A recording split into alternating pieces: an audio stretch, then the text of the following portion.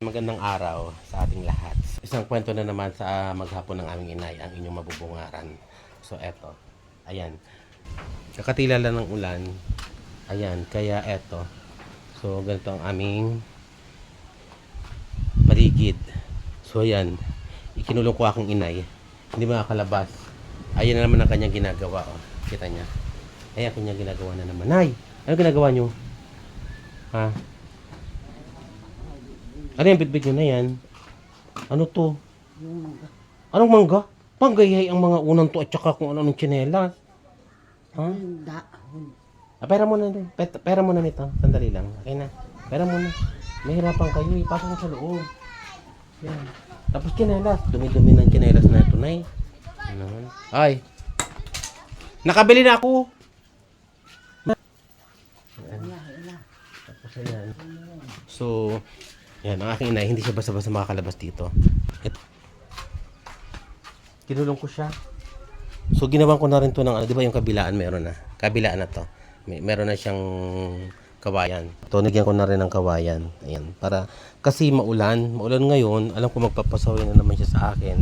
Kaya, eto, ang gagawin niya, maglalabas-pasok na naman uli siya dito. Kaysa magsasaway ako, di ayan. So, ang hirap talaga ng walang bubong. So, ayan. Ito. Oh, ayan. Oh, akin na to na, kutsilito. Pera. Ayan. Alisin yung ganyan. Bakit alisin?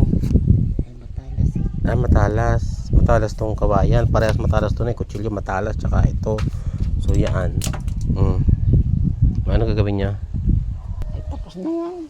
Tapos na. Oh, ayun. Andyan pa rin ang unan. Ay, talaga naman. Oh. Ba't dito unan, Nay?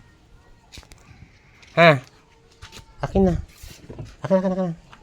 So, palitin ko na itong kalsitas nito. Ang dumi-dumi. Talaga naman kayo na eh.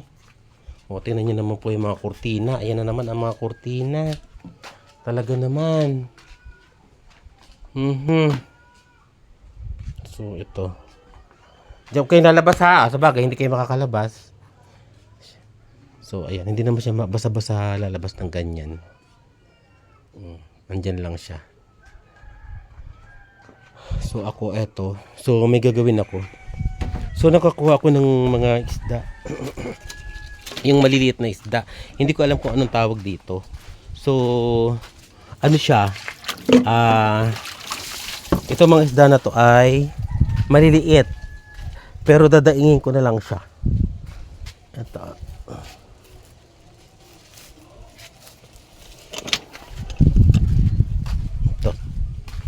Ayan. So, ang dami. Kumuha ko ng 2 kilo. So, ito ay dadaingin ko. Kasi, ayan, ang dami. Ang liliit. Pero, pwede siyang daingin. Tapos, iluluto ko din siya ng ano, yung babalot sa dahon. Kasi, yan, ipapais ko siya, yung iba. Tapos, yung iba dadaingin ko. So, ayan. So, hello, Nay. Kamusta kayo dyan? Ha? O, ayan, hindi siya makakalabas. Kasi, sinaraduhan ko siya. So, ikinulong ko siya. Yan, nakakulong. Hindi nakakulong kayo dyan ngayon.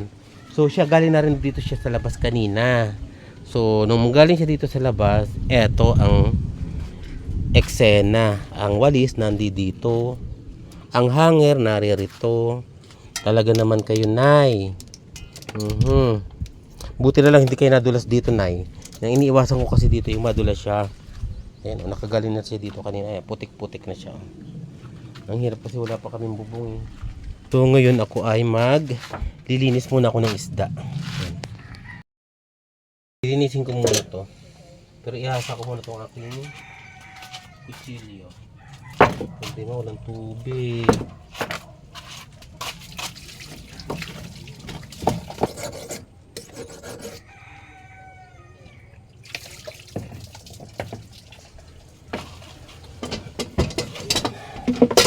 Kailangan ay ito.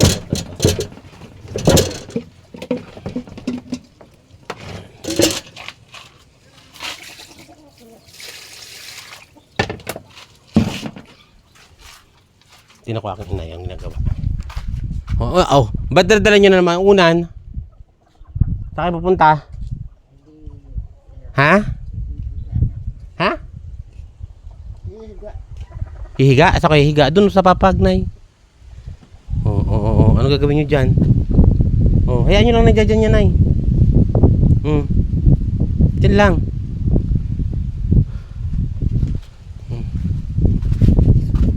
So maglilinis na ako ng isa. Ang liliit. Napakalilit niya pero sariwang sariwa. Bagong huli to. Bagong huli. So kailangan tutuyuin ko siya. Ayun o, dadaingin ko siyang ganun o.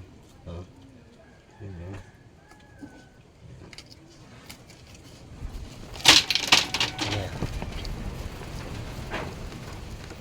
Natutunan ko magganito eh.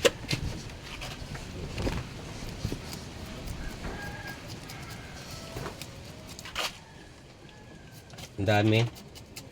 So, eto masarap to. Alam nyo to, pag pinais to, yung pinais or pinangat, ang sarap niyan. Sarap to, malasa. Maliliit. So, huli to ng kapitbahay ko. Nung isang araw, binigyan lang niya ako. So, nanguha uli siya. Naglambat. So, nung nakaraan, binigyan niya ako. Eh ngayon naman, syempre marami silang huli. Sige, pabili lang ako. So, bibili ako. Shout out kay Jamay. Binigyan niya ako nito. So, ito 2 kilo to. So, bumili na ako sa kanya. Ayan. 2 kilo. So, 2 kilo to ay 100 pesos. 50 pesos ang 1 kilo. Ayan. 50 pesos ang 1 kilo. Sabi niya, bibenta daw siya. Pabili na lang ako. Ayan. At least nakabili ako ng 2 kilo. Tutuyuin ko to. Ito, pang matagalan na namin ang aking inay. So, dadalawa lang naman kami dito. O, edi, pang matagalan na namin to. Ay, natanggal yung aking gate.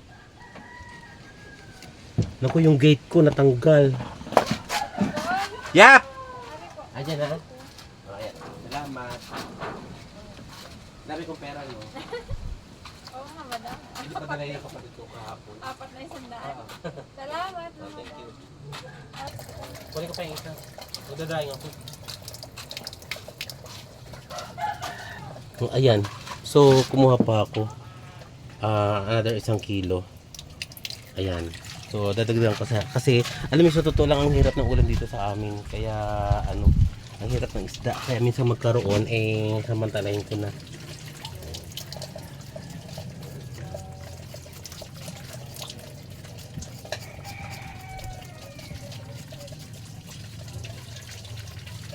Magluluto muna ako ng pangpais ko. Ibabalot ko sa dahon yung iba.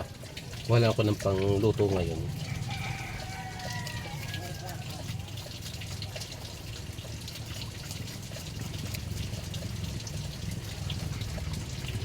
Diyan lang kayo, Nay. Ang aking inay nakatanaw doon. Ayan. O, diyan lang kayo, ha. Ay, ano gusto niyo merienda? Ha? Ano gusto niyo merienda? Ha? Hindi, bibili na tayo. Ganun gusto mo. Ano gusto niyo merienda? Mamaya, pagkatapos ito tayo. Magluluto tayo ng merienda. Sige, tayo. Yan lang kayo, ha? Yan lang kayo.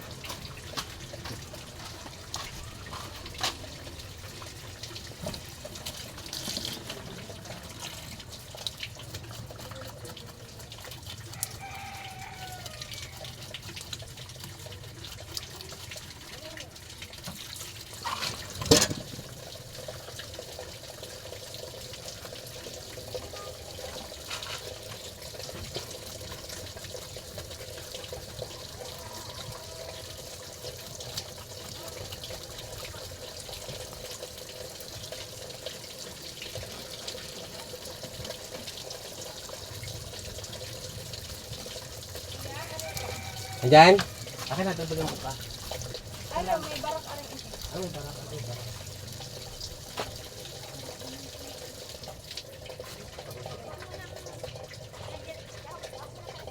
Bakit? Ay, di na? Ganun. Diyan tubig lang siya, ganun? Biyak na lang. Ay, sige. Dito, Yung nandudugil lang ko na natin. Ay, nakalas. Kasi nagbili ko ng ganyan eh, ano? Hindi ko kailangan. Oo, pwede namang hindi. Para hindi masyado matiga, malambot. Oo nga, wala. Pero susukaan ano? Para mapupunos na yung ganun. Oo nga. Ah, pwede yung bukas bilad? Ah, oo. So ayan, tinuruan ako kung paano. Paano ko na daw kaliskisan kapag yung gagawin kong daing. Tapos para daw hindi siya malambot. Tapos ano din, sige na nga, gano'n na lang. Tapos, magpipirito rin pala ako nito. Kahit maliliit. Sige. Ito ipipirito yung mga ganito. Oh.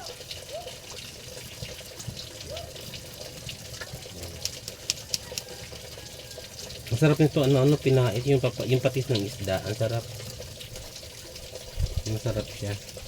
Kahit maliit nga siya, ipipirito ko din, magpipirito din ako.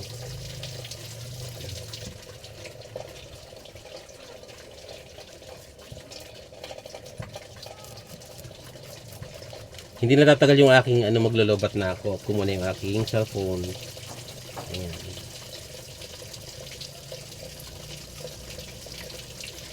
Kumuna tong cellphone ko. Bye muna.